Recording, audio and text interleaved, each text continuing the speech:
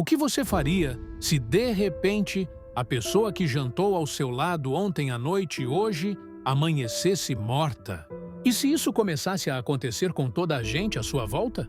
Esta não é uma história sobre reis, batalhas ou tratados. Esta é a história da vida comum, da vida real, durante um dos períodos mais sombrios que a humanidade já conheceu. A Era da Peste Negra. Bem-vindo a um mundo onde o medo era o rei, a morte uma companheira constante e a sociedade que todos conheciam desmoronava como um castelo de areia perante uma onda gigante. Nos próximos minutos, vamos embarcar numa viagem no tempo. Iremos caminhar por essas ruas, respirar esse ar e tentar compreender como era, verdadeiramente, viver sob a sombra implacável da peste. A nossa viagem começa, não com a doença, mas com a vida como ela era. Imagine a Europa do século XIV. Não a Europa dos castelos brilhantes e dos cavaleiros em armaduras reluzentes que os filmes mostram, mas a Europa das pessoas comuns. A maioria da população vivia no campo, presa a um sistema feudal que ditava cada aspecto das suas vidas. Eram camponeses, servos, que trabalhavam na terra de um senhor, em troca de proteção e do direito de cultivar um pequeno pedaço de terra para si próprios. A vida era dura, curta e profundamente ligada aos ritmos da natureza. As cidades, por outro lado, eram centros de agitação e comércio. Eram labirintos de ruas estreitas e tortuosas, onde os edifícios de madeira se amontoavam uns contra. O ar nessas ruas era pesado, um coquetel permanente de odores. O cheiro do lixo e dos excrementos atirados das janelas, o cheiro adocicado da carne a apodrecer no mercado, o cheiro do suor de centenas de pessoas vivendo em espaços apertados, o cheiro do fumo das fogueiras e das forjas dos artesãos. Não havia sistema de esgoto, não havia água corrente limpa, não havia noção de higiene pública como a entendemos hoje. Os ratos e as pulgas não eram meros visitantes ocasionais. Eram residentes permanentes, parte do ecossistema da cidade. Era um mundo à beira de uma explosão demográfica, onde a fome era uma ameaça familiar e onde as pessoas estavam, sem saber, profundamente conectadas por rotas comerciais que se estendiam desde as movimentadas docas do Mediterrâneo até os mercados longínquos da Ásia. Esta era a panela de pressão. Este era o palco preparado para a chegada de um ator inesperado e terrível. A mudança começou de forma quase imperceptível. Primeiro, foram relatos. Histórias contadas por marinheiros e mercadores em portos distantes, falando de uma doença estranha e horrível que assolava o Oriente. Muitos na Europa ouviram essas histórias com um distanciamento seguro, como algo que acontecia num mundo distante, que nunca poderia cruzar os mares para os atingir. Estavam enganados. A peste negra não viajava apenas em navios. Ela viajava nos porões desses navios, nos fardos de tecido e de grãos, escondida na pelagem de ratos negros, que eram passageiros clandestinos na primeira globalização do comércio. Por volta de 1347, a realidade começou a afundar-se.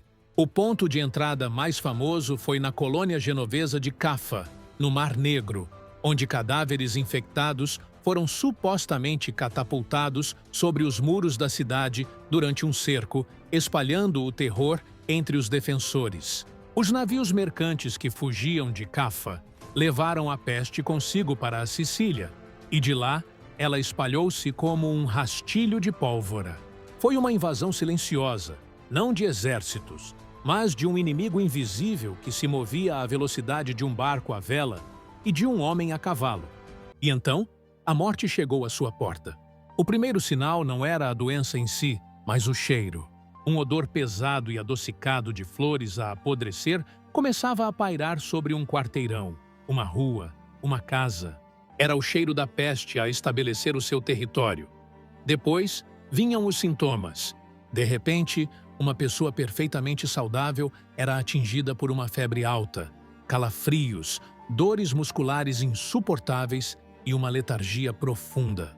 Mas o sinal mais marcante, aquele que deu à doença o seu nome, era o aparecimento dos bulbos. Estes eram inchaços dolorosos e negros que surgiam nas axilas, virilhas ou pescoço da vítima, podendo atingir o tamanho de uma maçã. Eram os gânglios linfáticos a apodrecer dentro do corpo.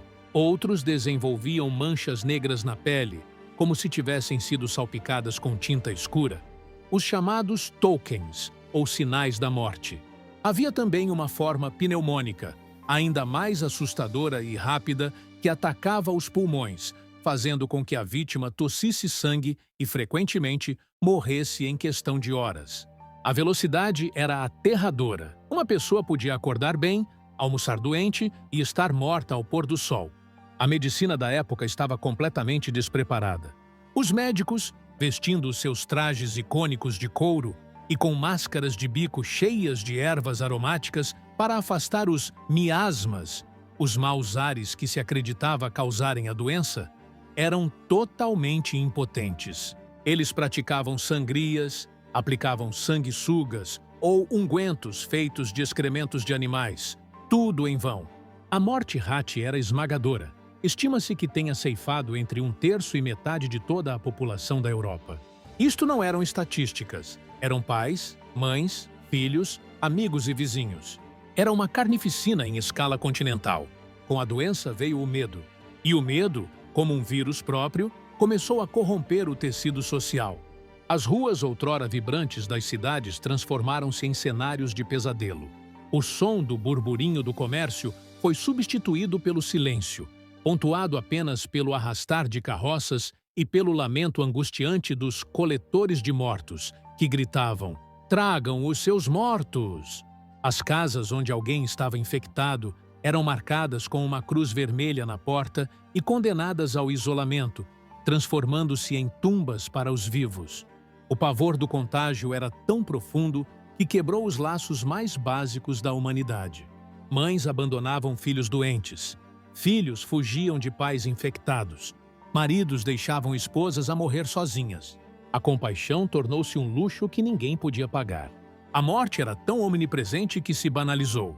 Os cadáveres eram amontoados em valas comuns, empilhados uns sobre os outros sem cerimônia, porque não havia tempo, mão de obra ou espaço para enterros individuais. A vida tornou-se surreal.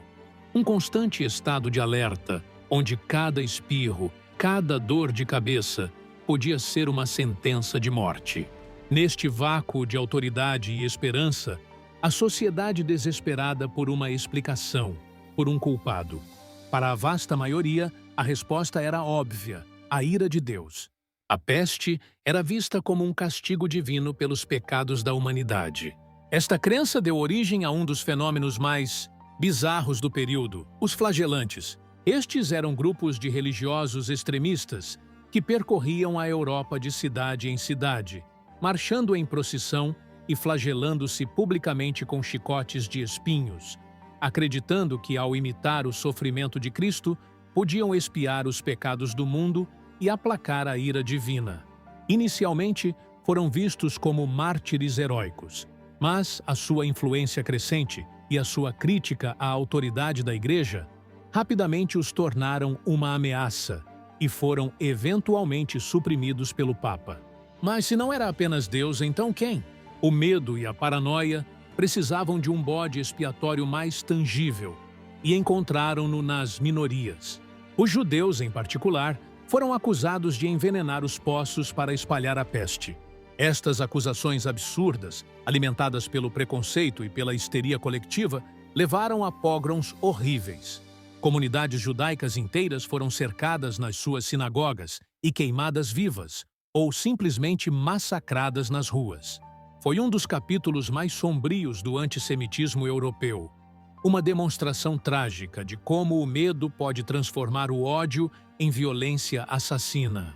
Enquanto a sociedade se desmorona à sua volta, vamos dar um passo atrás e olhar para a economia. O que acontece quando 1/3 da força de trabalho desaparece de um dia para o outro? O sistema feudal, que dependia de uma abundância de mão de obra barata e fixa à terra, entrou em colapso total. De repente, os camponeses e artesãos que sobreviveram tornaram-se escassos e, portanto, valiosos. Eles perceberam que podiam exigir salários mais altos pelo seu trabalho, ou simplesmente abandonar as terras de um senhor para ir trabalhar para outro que oferecesse melhores condições. Os senhores feudais, desesperados para manter as suas terras produtivas, tentaram travar esta nova mobilidade com leis, como o Estatuto dos Trabalhadores em Inglaterra, que congelava os salários nos níveis anteriores à peste. Mas a maré da oferta e da procura era demasiado forte. A escassez de pessoas também significava que havia mais terra e recursos disponíveis para os sobreviventes. O custo de vida desceu e a dieta do europeu comum melhorou, passando a incluir mais carne. Ironicamente, para muitos dos pobres que sobreviveram, a peste negra, apesar de todo o seu horror, trouxe uma melhoria no seu padrão de vida e um aumento da liberdade pessoal. As sementes do fim do feudalismo e do nascimento de uma economia mais baseada em salários estavam a ser plantadas nos campos férteis dos cemitérios em massa. E a cultura? Como é que a arte e a mente humana reagem a um trauma desta magnitude? A morte tornou-se uma obsessão cultural central. A sua representação mais poderosa foi o tema da Dança da Morte, ou Danse Macabre, que surgiu em pinturas, murais e literatura por toda a Europa. Nestas imagens, esqueletos animados dançavam e levavam consigo figuras de todas as classes sociais: imperadores, papas, mercadores, camponeses, para a sepultura. A mensagem era clara e democrática. A morte é o grande nivelador. Riqueza, poder e status não oferecem qualquer proteção. Esta fascinação mórbida não era apenas pessimista, era um lembrete constante da fragilidade da vida e da vaidade dos prazeres mundanos. A literatura também refletiu este desespero. O conto de Giovanni Boccaccio, Decameron, é enquadrado por um grupo de jovens que fogem da peste em Florença e se refugiam no campo, onde contam histórias para passar o tempo. O próprio prólogo do livro oferece uma descrição vívida e arrepiante do colapso social na cidade, um testemunho direto do horror. A mentalidade europeia foi profundamente marcada. A fé cega na igédia foi abalada, pois as preces não detinham a peste e os padres morriam como qualquer um. Isto criou um espaço para um maior cepticismo em relação à autoridade e, eventually, para uma busca mais individual pela fé, um dos factores que prepararia o terreno para a reforma protestante. Mas a vida teimosamente continuou. Mesmo no meio da escuridão, havia actos de coragem e normalidade. Alguns médicos, apesar da sua impotência, continuavam a visitar os doentes, arriscando as suas vidas. Freiras e monges cuidavam dos enfermos e dos moribundos nos hospitais, oferecendo conforto espiritual onde não havia conforto físico. A maioria das pessoas não se entregava ao frenesi dos flagelantes ou à violência dos pogroms. Tentavam simplesmente sobreviver.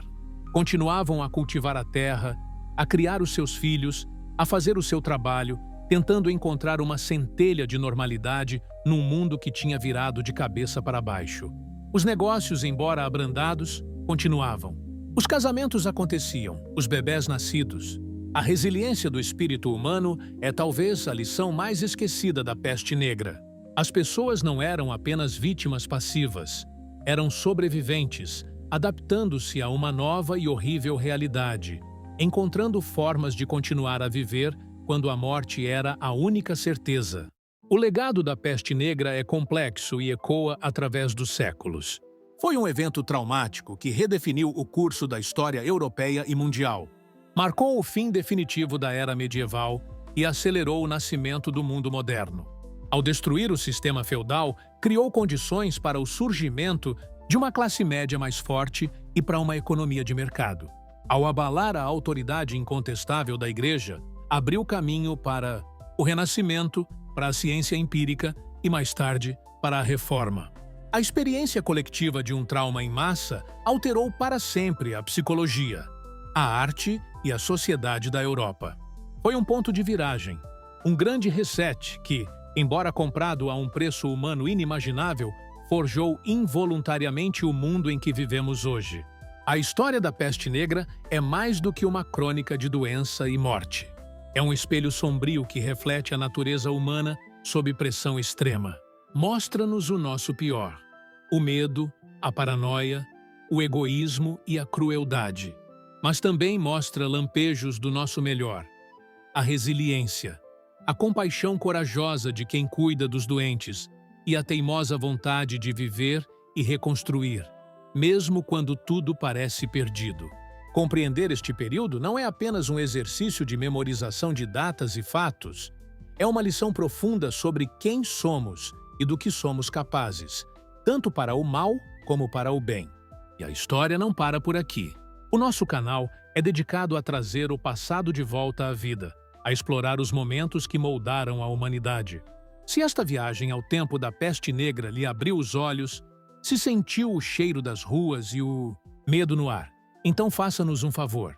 Ajude-nos a continuar este trabalho. Inscreva-se no canal e ative o sininho para não perder os nossos próximos vídeos. E, claro, se gostou, aquele like ajuda muito para o algoritmo recomendar o nosso conteúdo a mais pessoas curiosas como você. O seu apoio faz toda a diferença. Até a próxima viagem no tempo.